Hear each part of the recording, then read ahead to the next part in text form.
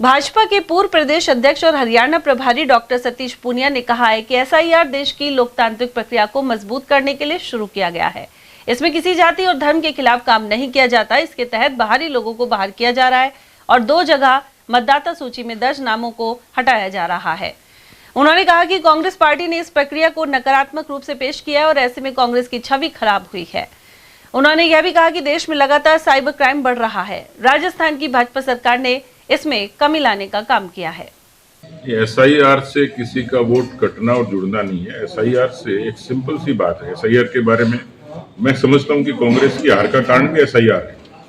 जिस नकारात्मकता से उन्होंने एक सकारात्मक मुद्दे को जनता के बीच में पेश किया। अब देखिए, लोकतंत्र बड़ा है, इसको सब मानते हैं। चुनाव आयोग उसी की संस्था है। चुनाव आयोग ने चुनाव करवाए और कहीं कांग्रेस जीती तो ठीक है। तो ऐसा तो कभी होता नहीं कि मीठा मीठा गपगप और खारा खारा तू। कांग्रेस हारती है तो कभी एसआईआर का जिक्र करती है, कभी चुनाव आयोग के ऊपर सवाल खड़े करती है। तो मुझे लगता है एसआईआर एक इस तरीके का उपक्रम है जिसमें जो वोटर्स की डुप्लीकेसी है, और ये सबके हक में, आपके और मेरे हक में। मेरा भी यदि कहीं 2 जगह वोट है तो मैं उसका अधिकारी नहीं हूँ। इसलिए एक तो डुप्लीकेसी खत्म हो गई। अपने यहाँ बहुत पहले सुनते थे कि मरे हुए लोगों को वोट डाल दिए। मैं किसी पार्टी का, किसी सरकार का जिक्र नहीं करता, लेकिन वो डुप्लीकेसी खत्म हो जाएगी। एक ऑर्गेनिक वोटर बचेगा। बिहार का एग्जाम्पल है कि 60 लाख लोग बाहर हो गए। इस बात से कौन प्रामाणिकता से कहेगा कि बांग्लादेश के घुसपैठिए लोगों ने वोट नहीं बनाए।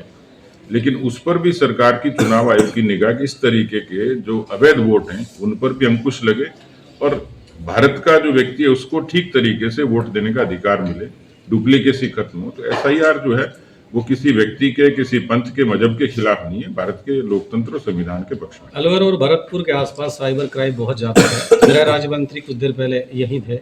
उनके बेटे का भी नाम आया कि भाई फर्जी पुलिसिंग को वो चला रहे हैं और साइबर क्राइम के अपराधियों से बहुत मोटे पैसे की वसूली कभी पुलिस के जरिए होती है तो कभी किसी के दूसरे जरिए। अब ये मोटा जरिया बन गया वसूली का और यह चर्चाएं भी बहुत ज्यादा है। और इस तरह का अपराध हम कह सकते हैं घटाया बढ़ा हुआ अलग विषय, लेकिन दूसरे तरीका का अपराध और भी ज्यादा बढ़ गया।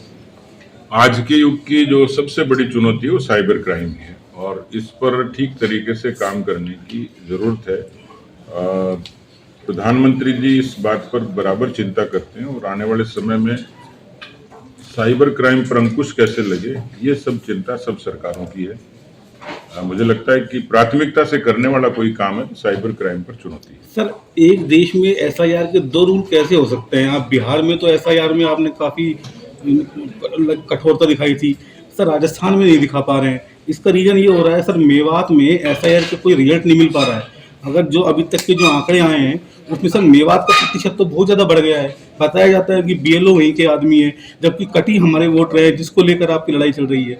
तो इसको एक ही देश में 2 रूल कैसे बना दिया आपने एसआईआर को? नहीं, रूल बनाए नहीं है, वो तो कानून तो बने हुए हैं, कानून का पालन करना है। उसकी पालना सुनिश्चित हो जाए तो इस तरीके की जो चीजें आपने कही हैं ये चुनाव आयोग के संज्ञान में है और इसीलिए कवायद चली है। और मुझे लगता है कि इसके दौरान जो एसआईआर के दौरान जो चीजें सामने आई हैं उसको दुरुस्त कैसे करें उस पर भी चुनाव आयोग की बराबर नजर और चिंता है। तो मेरे को पूरा भरोसा है कि इसमें जब इसका अपेक्षित परिणाम सामने आएगा तो आपको इस तरीके की विसंगति खत्म होती हुई दिखेंगी। उधर वरिष्ठ भाजपा नेता डॉक्टर सतीश पूनिया के अनुसार पार्टी के में कार्यकर्ता से बड़ा कोई पद नहीं है। उन्होंने यह भी कहा कि प्रधानमंत्री कानून व्यवस्था को लेकर चिंतित हैं और इसे बेहतर बनाए जाने के लिए भाजपा के मुख्यमंत्रियों को निर्देशित किया गया है।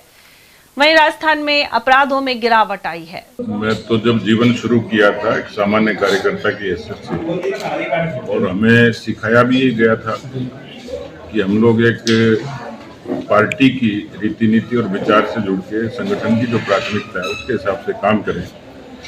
राजनीति में कद और पद की चर्चा अक्सर होती है, लेकिन मुझे लगता है कार्यकर्ता का भाव वो स्थायी है और वो मुझमें है और वो हमेशा रहेगा। पिछले कई दिनों से ऐसी चर्चाएं हैं राजस्थान में मंत्रिमंडल फेरबदल की, और कई बार तो ऐसी भी चर्चाएं शुरू हो गई कि गुजरात मॉडल पे पूरा एक बार सरफेस होगा, नए सिरे से पूरा मंत्रिमंडल का गठन होगा। देखिए, अब इस युग में मीडिया और सोशल मीडिया का प्रभुत्व इतना है कि कोई भी राजनीतिक गॉसिप खबरों का रूप ले लेती है।